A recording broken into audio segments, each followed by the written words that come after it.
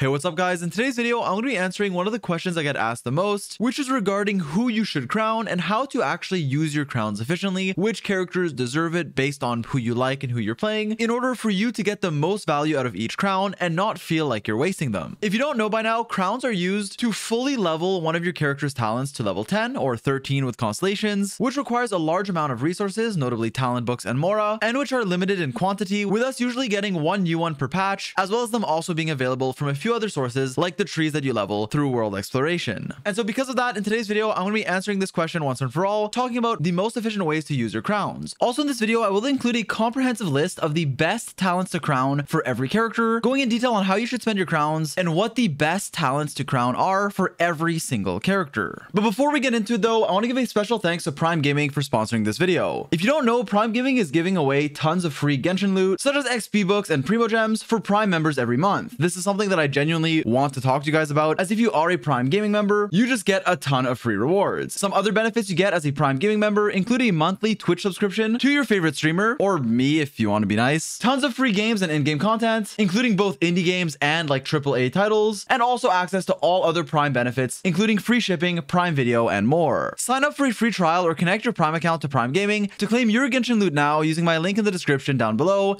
and thanks again to Prime Gaming for sponsoring this video. Now, first of all, sort of before we begin, I do want to talk about a few little things with regards to using your crown. In fact, how efficient crowning a specific character is will obviously vary based on who you are, how you play the game, and how much you use said character. With that said, there are some characters that are universally good to crown because of how universal they are. For example, Bennett being broken in almost every single team comp, and also certain abilities that are much more important to crown than others. For example, characters who have one very strong ability and then two other talents that they don't really use. Because of that, for certain characters, there are some talents that are really worth crowning and others that aren't. And so I'm going to split this video into a few sections, talking about characters and talents that are universally good to crown, and then also going over some more niche ones based on who you play and which play styles you're using. Furthermore, I will also cover some examples of bad talents to crown that you can do if you want to, like if you just like the character. For example, I love Guoba, so I crowned it, but I wouldn't recommend doing so, as almost all of Xiangling's damage comes from her Pyronado. So because of that, let's go into more detail on all of these aspects, covering who you should be crowning and how to use your crowns efficiently for every type of player. And lastly, one more disclaimer is that I will be covering efficient crowns to use, but if you love a character and just want to crown their abilities as a statement, like I did this with Shao, then feel free, although that isn't typically going to be the most optimal way of using them, and so it's not really the point of this video. Alright, so starting things off, let's talk about the universally good talents to crown, characters that are good for basically every account, very universal characters or supports that can be used across many teams, and who have efficient abilities to crown. Now, first of all, what does that actually mean? Well, an efficient ability to crown is one that significantly increases your character's damage for every level that you give it. This is usually the case on abilities that have high scalings and that represent the majority of your character's damage. For example, characters like Yelan or Xingqiu have really good scalings and do almost all of their damage from their elemental burst, and while their skills are still pretty good abilities, they don't represent nearly as much of their damage as their elemental burst does, which means it can be the only talent that you crown, an efficient one to increase your damage without really needing to spend more than one crown. To better show what I mean, let me go to my Xingqiu, as he isn't yet crowned, and you can see that leveling his skill, while it will increase the scaling of his hit when you use your skill, which is once every 21 seconds or twice if you're using a sack sword, his burst will increase his sword rain damage on every single sword of every single hit of his burst. And since his burst can be triggered every second and lasts for 15 or more seconds with constellations, while also shooting multiple rain swords every time, this means that the amount of damage you're increasing per talent level is going to be honestly very high, and so crowning a character like this can be worthwhile. There are many other examples like Fischl's Oz, Beto's burst, and so many others, like even Aika's burst to a certain extent, although she isn't as universal of a character. Now note, in this category of universally like used supports or characters, there are some that get a lot of value even without talent levels. For example, Sucrose, while it can still be worth leveling her talents, especially if you use her on field, she's a character who can get a lot of value just by buffing your team with, let's say, a Thrilling Tales of Dragon Slayers, which gives you attack percent, using a supportive artifact set, and your elemental mastery sharing passives without needing to level their talents. So this is an example of a very good character who doesn't need a crown. Now on the other side, a character who's similar to Sucrose but can be crowned is Kazuha, as he actually does a lot of damage from his abilities while also having good passives. So Kazuha you can definitely crown, although again, in a character like Kazuha's case, all three of his talents do actually give you quite a bit of damage, and so this is a character where triple crowning him wouldn't even be a bad idea, although it might not be the best way to spend your first few crowns. This is something you should only do eventually, whereas a character like Sucrose, if you were to triple crown, you'd be losing out on a lot of value, as she really does not gain that much damage from from crowning her abilities as someone who typically scales on elemental mastery. In fact, a broader category of this is characters who deal damage with reactions, or characters who support from their passives and or healing who don't really gain much from leveling their talents. For example, a character like Zhongli is really strong at reducing the resistance of enemies through his Jade Shield while also protecting you and replacing a healer slot in your team. With that said, this value of how much resistance you're shredding does not increase with your talent level, only how much damage you can absorb with your shield is what will go up. Because of that, crowning his shield, while it can be nice if you're taking too much damage or aren't dodging properly or don't have enough HP on your Zhongli, so there can be a use case for it, isn't recommended, as generally speaking his shield is just strong enough, and also you're not gaining any damage from leveling the talent, so it obviously won't be as efficient. He's a very useful character, but not one that you need to crown. Also, characters whose damage comes from transformative reactions, or reactions that don't matter on your scalings, for example Hyper Bloom, Burgeon, Overload, or even Swirl, where all of the damage is coming from your elemental mastery and your character's level, are reactions that are unaffected by your character's talent levels. So while for Kuki, for example, it can be good to level her talents if you want to increase her healing on her skill, which is relevant, or in a aggravate team, which is a different reaction that actually does factor in your scalings and can crit and can deal more damage based on your talent levels. If you're using her to Hyper Bloom, then you're going to be stacking elemental mastery on every piece, elemental mastery on your weapon, and you don't really care about leveling your talents unless you just want a bit more healing. Because of that, crowning those abilities would be a big waste in situations where all of your damage is coming from those reactions. While there is a case to be made for a healer like Kuki, I get it. Typically, I don't recommend crowning healers as you're getting enough healing just by leveling their talents a decent amount. Now, a counter example of this is Bennett, whose burst I believe is probably the most relevant ability, probably the most broken burst in the game, honestly by far, and so I highly recommend crowning this ability if you do use Bennett. This is because not only will it increase its skill damage and its healing, but it will crucially increase the attack bonus you're gaining from his burst, which will therefore increase any character's damage you're using with him, provided they scale on attack. And so generally speaking, the value that you're gaining from this attack bonus will show itself in almost every team, and so throughout using Bennett over and over, patch after patch, you will gain a lot of value by just crowning this ability and using it non-stop. With that said though, I know I'm kind of going all over the place, but to give you guys a bit more information on efficient abilities to crown, while I think universal ones are very nice, also just characters that scale on one ability, as we mentioned earlier, are going to be very efficient to crown. For example, if you're using Yae Miko, right, all three of her abilities are good, but her elemental skill is what's going to be doing the most damage generally speaking. For Raiden Shogun, while leveling her elemental skill to 9 is important to gain that elemental burst damage bonus, after that, crowning it won't give you any more, and Raiden's a character whose burst is where all of her damage comes from. It's much more important than her skill, so she can be a very efficient character to just crown her burst and then level your other talents a bit, or especially just your skill. You can ignore your normal attacks, and then you don't have to think about using any more than one crown on her. The same can also be said for a C0 or a non-C6 Shao, where your normal attacks give you a huge increase in damage, as this will increase your plunge damage, but then your burst and your skill don't give you that much. While your burst can give you maybe an extra 1% per level, or 1 to 2%, this really is not nearly as much as your normal attacks, so generally speaking for Shao, I only recommend crowning your normal attacks unless you do have a C6 one, where your skill becomes more valuable, or you just love the character and want to triple crown him like I did. Now, a similar thing can be said for any DPS character you're using. You should probably crown your favorite characters or the characters you use the most, provided they're the ones that give you a lot of damage, especially if they are a main carry, like for example Shao, Hu Tao, Alhaitham, or whoever you're choosing to use. Now, how efficient crowning their abilities are depends on how much damage said ability will deal, and certain characters deal good damage from all their abilities, whereas others deal most of it from one. So for example, Hu Tao, her skill and normal attack, and also burst but a bit less, are all pretty valuable to level. So typically, if you want to crown both her skill and her normal attacks, this wouldn't be bad. This would actually be a pretty good increase in damage, and it can be worthwhile if you main Hu Tao. Now, when you compare that to Raiden, who we talked about, Raiden will cost you 1 crown, and so if you main her and use her, I only recommend investing 1 crown into, whereas if you use someone like Hu Tao, then you can easily use up 2 or 3 crowns, depending on how high you want to take her. Because of that, efficient crown spending depends on the teams you're using and the characters you want to invest into, as each character is a bit different, so I'm trying to give you guys as many examples and general rules so that you can determine who you should be crowning. Because of that, here's a quick recap of what we talked about so far. Characters who rely on one ability that you're using and whose ability does increase in damage significantly with every level are those who I would recommend crowning, alongside characters that are very universal and that you can use throughout many teams. Lastly, characters that you main or provide a significant amount of damage to your team, like a main DPS character, you can crown even if they cost, let's say, 3 crowns or aren't the most efficient to crown, provided you use them a lot and do like them. This liking a character part does actually matter, as while it may not mean the most in terms of efficiency, it does mean that you won't regret it, as if you use Hu Tao for one patch and then the next patch you decide you don't like her, then let's say crowning her may not be the best investment for you anymore, whereas crowning a character that you love and are routinely using is going to be much more efficient for you, as it won't feel like you're wasting a crown.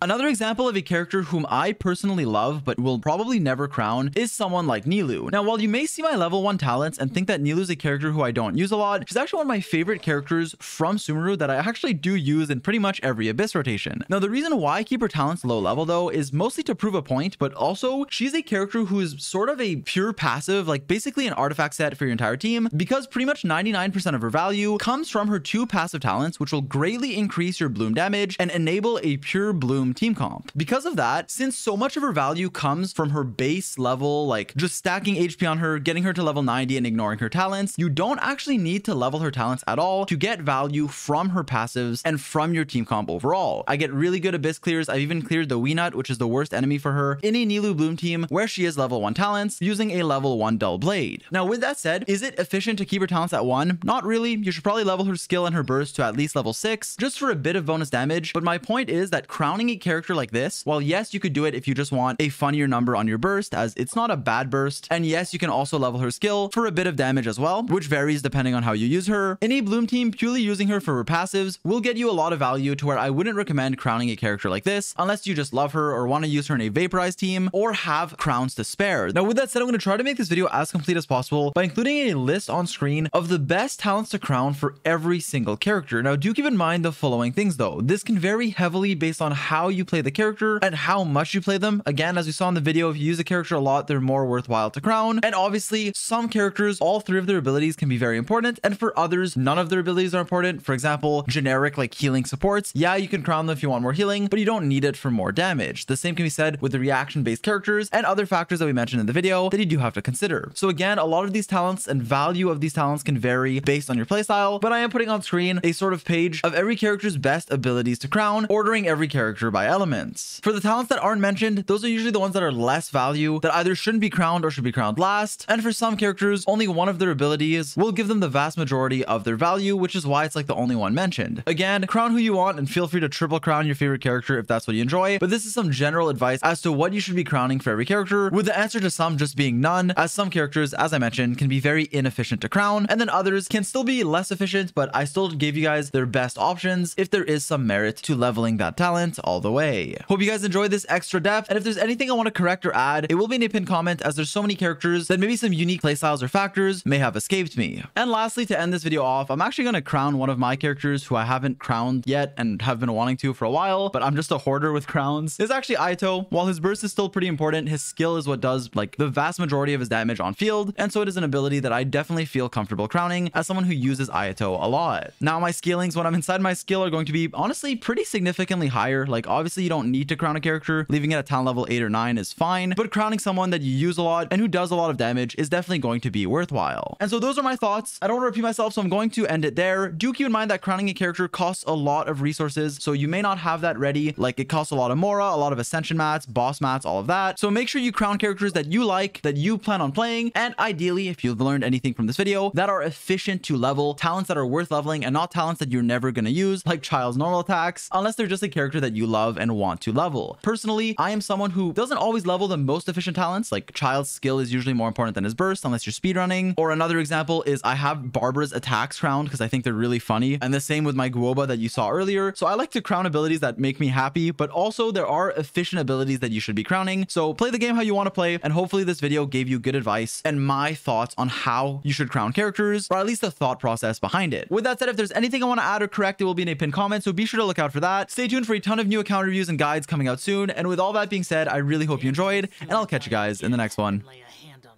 Peace.